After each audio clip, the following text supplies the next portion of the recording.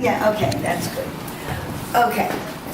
Is it on? Okay. Yes. Anyway, about 2 weeks ago, I became 72 and I realized that there's one thing I no longer have to worry about. Dying young. But I'm always worried about not wasting the time I have left. Now, I've never been good with time management, but now it's even harder because I don't know the deadline. And young people are saving me time. They're shortening expressions using letters.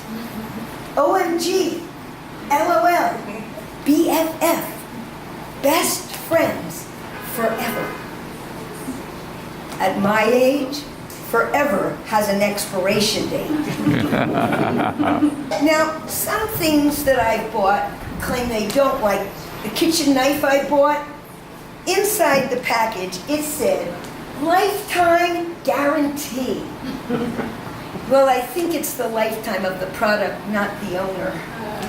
Because my dad lived till 98, and there is nothing I've ever bought that could last that long.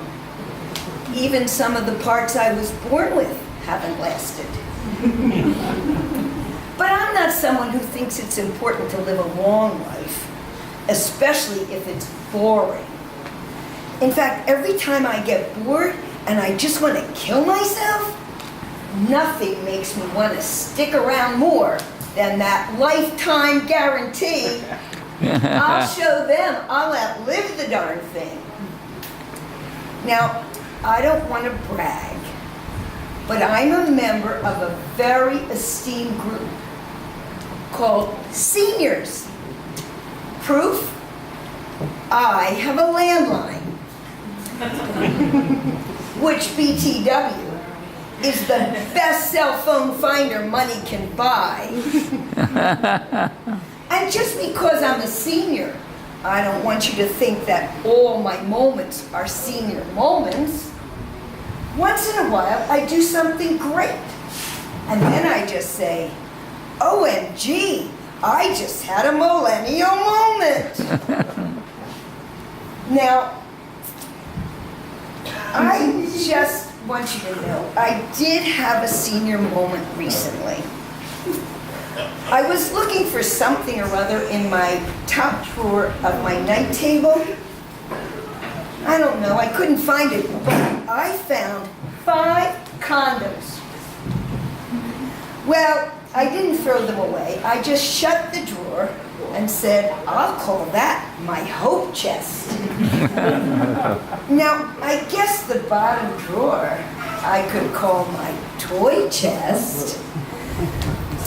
Anyway, recently I tweaked my bucket list and out went all the ridiculous things like climb Mount Everest. I put in new, up-to-date goals. Learn what Spotify is. Get Siri to obey me.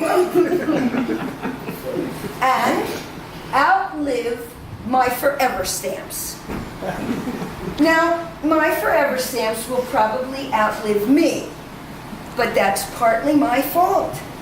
I use email sometimes instead of mailing a letter. And before the price of postage went up, I bought a shitload of forever stamps. Oh, excuse my millennial language. Listen, when I turn 80, I'm going to have a big bash with my BFFs. I'm going to have a destination 80th birthday party. Yes, cool. Now, I'm not sure of the exact venue yet, but definitely some great assisted living place. Now, I can't kick the bucket. I haven't written my will. I am much too busy trying to write my obituary. I've been studying the obituary section for style and content. And you know, I'm really enjoying it. It's like reading short stories. But the endings, they're so predictable. Now, you know, when you're young, how you have to build up your resume. Well, I just realized I have to build up my obituary. I figure if I write my obit well, maybe there'll be standing room only at my funeral. My eulogy is already recorded on an audio cassette. It starts, "Thank you so much for coming at such short notice.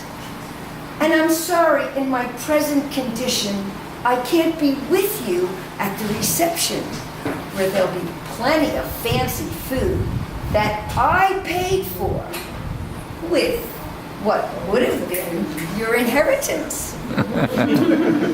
It goes on, and at the end I say, "Thanks for coming. Do visit me at my new digs. It's a very expensive and quiet neighborhood. Mount Everest." And thank you for LOL. Hey.